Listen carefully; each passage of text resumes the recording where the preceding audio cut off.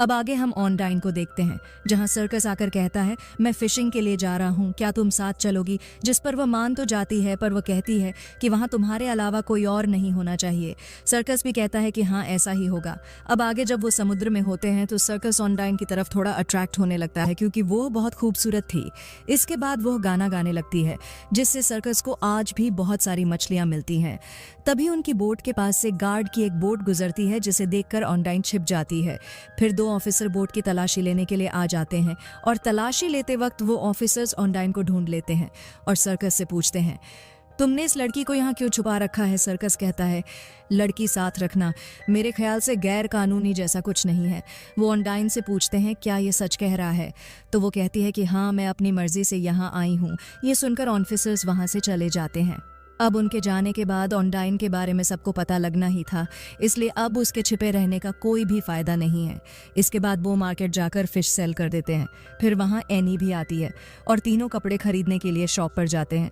यहाँ भी एनी सिर्फ सेल्की के बारे में बातें कर रही थी कि वो कहाँ रहते हैं, और वो ऑनडाइन को अभी भी नोबल वाली सेल्की ही समझ रही थी।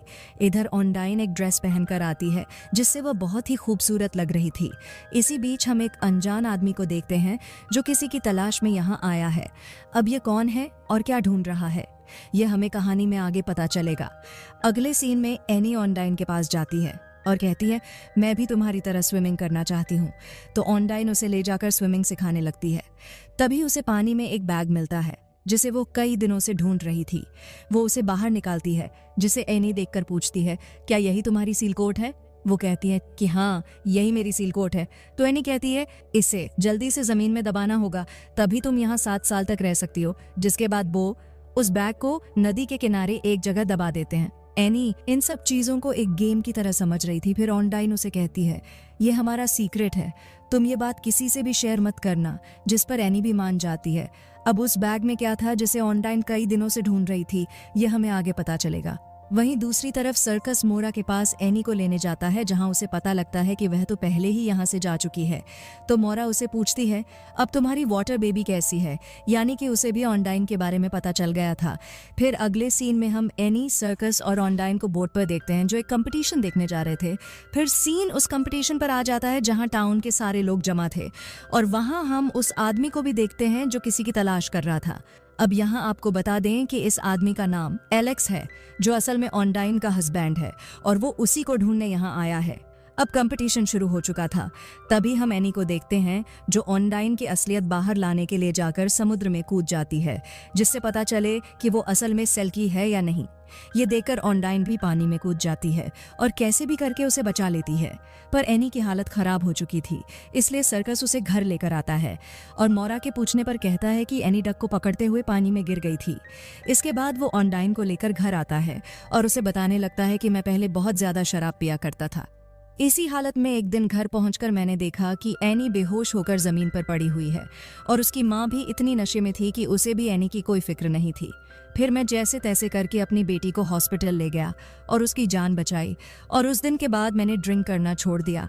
इसके बाद मोरा से मेरा डिवोर्स भी हो गया। पर इतना सब हो जाने के बाद भी मुझे एनी की कस्टडी नहीं मिल पाई, क्योंकि मैं एक मामूली फिशरमैन हूँ। उसकी बातें सुनकर ऑनडाइन को बहुत बुरा फील होता है, और फिर सर्कस ऑनडाइन के पास आकर उसे किस करने लगता है, और इस तरह दोनों बहुत करीब आ जाते हैं।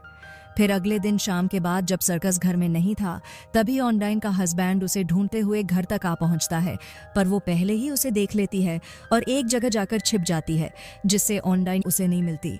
इसके बाद जब सर्कस वापस घर आता है तो ऑनडाइन को ढूंढने लगता है। कुछ देर ढूंढने के बाद वो उसे अकेले एक जगह अंधेरे में बैठे हुए पाता है। तो वो पूछता है तुम यहाँ इस तरह क्यों बैठी हो। वो बताती है कि मेरा हस्बैंड मुझे ढूंढ रहा है और वो बहुत बुरा इंसान है। यह सुनकर सर्कस कहता है अच्छा तुम्हारा कोई हस्बैंड भी है। उसे लग रहा था कि शायद ऑनडाइन की याददाश्त आ रही है, जिससे बहम हो रहा है। तो वो इस बात को हल्के में लेता है और पूछता है अगर तुम्हें कोई विश मांगनी हो तो तुम क्या मांगोगे। ऑनडाइन जवाब देती है कि मैं मांगूंगी कि एनी की बीमारी ठीक हो जाए और हम दोनों इस तरह हमेशा साथ रहें। दूसरी तरफ मोरा और उसका बॉयफ्रेंड नशे की हालत में कार चला रहे थे और उनके साथ एनी भी थी, पर उसी रास्ते से ऑनडाइन का हस्बैंड भी कार लेकर आ रहा था। तब अचानक उनकी कार आपस में टकराकर एक्सीडेंट हो जाता है, जिससे मोरा का बॉयफ्रेंड वहीं पर मर जाता है और एनी भी घायल हो जाती है। ये बात जब सर्कस और ऑनडाइन को पता चली तो वो जल्दी से उस जगह पहुंचते हैं और उन्हें हॉस्पिटल ले जाते हैं। एनी की तबीयत बहुत ही ज्यादा बिगड़ने लगती है और उसे तुरंत किसी किडनी डोनर की जरूरत होती है। तभी डॉक्टर सर्कस को बताते हैं कि किस्मत से मोरा के हस्बैंड की किडनी एनी से मैच हो गई है, जिसके बाद किडनी एनी में ट्रांसप्लांट कर दिया जाता है। इसी बीच हम देखते हैं ऑनडाइन का हस्बैंड उसे लेने आता है और कहता है मेरे साथ चलो, लेकिन ऑनडाइन उसे मना कर देती है और वहां से चली आती है। अगले सीन में हम मोरा के बॉयफ्रेंड का फ्यूनरल होते हुए देखते हैं और सर्कस भी वहां होता है। मोरा बहुत दुखी थी और अब वो चल फिर भी नहीं सकती थी, इसलिए वो सर्कस से कहती है कि अब से एनी को तुम अपने पास रखोगे और उसकी अच्छे से देखभाल करोगे, लेकिन शर्त यह है कि तुम्हें पहले ऑनडाइन को वापस भेजना होगा जहां से वो आई थी, नहीं तो मैं एनी की कस्टडी तुम्हें नहीं दूंगी। यह सुनकर सर्कस कोई डिसीजन नहीं ले पाता कि अब उसे क्या करना चाहिए। इसके बाद मोरा और सर्कस आखिरी बार साथ में ड्रिंक करते हैं। फिर सर्कस वहां से नशे की हालत में अपने बोट में पहुंचकर ऑनडाइन से कहता है मैं तुम्हें वहीं लेकर जा रहा हूं जहां से तुम आई हो। तुम एक जलपरी हो ना, इसीलिए अब तुम्हें मुझसे दूर जाना होगा। यह कहकर वो उसे बोट से दूर एक छोटी से वीरान आइलैंड पर ले जाने लगता है। ऑनडाइन उसे समझाने की कोशिश करती है कि जैसा तुम समझ रहे हो वैसा कुछ भी नहीं है, पर वो जबरदस्ती उसे आइलैंड पर ले जाकर वहां छोड़ आता है और फिर बोट स्टार्ट करके जाने वाला होता है। लेकिन फिर भी ऑनडाइन भागते हुए बोट के पास आती है और उसे छोड़कर ना जाने के लिए कहती है, पर ऑनडाइन के रहने से सर्कस को अपनी बेटी नहीं मिलेगी, इसलिए वो उसकी एक भी बात नहीं सुनता और ना चाहते हुए भी उसे वहां छोड़कर चला आता है। वापस आने के बाद सर्कस अपनी बेटी को घर ले आता है, जहां एनी उससे ऑनडाइन के बारे में पूछती है तो वह कहता है कि जहां से आई थी वहीं पर चली गई है। इसके बाद जब एनी टीवी चैनल बदल रही होती है तो सर्कस वही गाना सुनता है जो ऑनडाइन अक्सर गाया करती थी। इसे सुनकर उसे यकीन हो जाता है कि ऑनडाइन कोई जलपरी नहीं बल्कि एक इंसान है, इसलिए वो बोट लेकर उसे वापस लाने के लिए उसी आइलैंड पर जाता है और वहां कुछ देर ढूंढने के बाद ऑनडाइन उसे मिल जाती है, जहां वो उसे माफ़ी मांगता है। फिर उसके पास जाकर अपना जैकेट उसे पहना देता है और उसे वापस घर चलने के लिए कहता है। अब वो जब घर वापस जा रहे थे तो सर्कस ऑनडाइन से पूछता है कि तुम असल में कौन हो। तभी ऑनडाइन बताती है कि मेरा असली नाम मालिना है और मैं एक अलग कंट्री की सिटीज़न हूँ। मेरा हस्बैंड एक अच्छा आदमी नहीं है, पर फिर भी मैं उसके कहने पर उसके साथ गैर कानूनी ड्रग्स एक्सपोर्ट किया करती थी। लेकिन एक दिन पुलिस ने हमें समुद्र के बीच घेर लिया और मेरे हस्बैंड को तैरना नहीं आता था, इसलिए उसने मुझे ड्रग्स का बैग लेकर समुद्र में कूदने के लिए कहा और मैंने वैसा ही किया। मैं कई घंटों तक तैरती रही और आखिरकार बेहोश हो गई। मुझे लगा कि मैं मर जाऊंगी, लेकिन किस्मत से मैं तुम्हारे फिशिंग जाल में फंस गई और तुमने मुझे बचा लिया। इसके बाद जब वह घर पहुंचते हैं तो देखते हैं कि ऑनडाइन का हस्बैंड उसी बैग को लेने आया है जिसमें ड्रग्स थे। वो कहता है मुझे पता है तुम दोनों ने उस बैग को कहीं छुपा रखा है, मुझे वो बैग दे दो नहीं तो मैं इस बच्ची को मार दूंगा।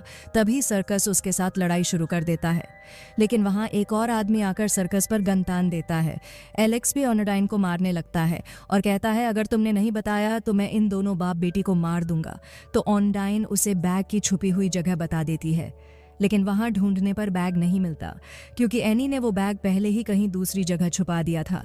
इसके बाद ऑनडाइन उसे सही जगह बताने के लिए कहती है, पर एनी मना कर देती है और कहती है अगर मैंने तुम्हें तुम्हारा सील कोड दे दिया तो तुम चली जाओगी। लेकिन ऑनडाइन उसे समझाकर कहती है मैं कहीं नहीं जाऊंगी, जिसके बाद वह बता देती है कि उसने बैग को रस्सी से बांधकर समुद्र के नीचे छुपा रखा है। फिर एलेक्स और उसका साथी जाकर बैग निकालने में लग जाते हैं और इसी बीच मौका पाते ही ऑनडाइन एलेक्स और उसके आदमी को पानी में धकेल देती है, जिससे एलेक्स तैर नहीं पाता और वहीं पर डूबकर मर जाता है। इसके बाद पुलिस आकर एलेक्स की लाश और उसके साथी को ले जाते हैं। साथ ही ऑनडाइन को भी हिरासत में ले लिया जाता है क्योंकि वो इस देश की नागरिक नहीं थी, लेकिन सर्कस ऑनडाइन से शादी करना चाहता था और शादी के बाद वह इस देश की नागरिक बन जाएगी, इसलिए वह उसे जमानत पर छुड़ा लाता है। अब कहानी के आखिर में हम देखते हैं कि वह बोट लेकर शादी के लिए चर्च की तरफ जा रहे होते हैं और इसी के साथ कहानी यहीं पर खत्म हो जाती है। दोस्तों, उम्मीद है कि ये कहानी आपको पसंद आएगी। मिलते हैं आपसे एक और मज़ेदार कहानी के साथ, तब के लिए गुड बाय।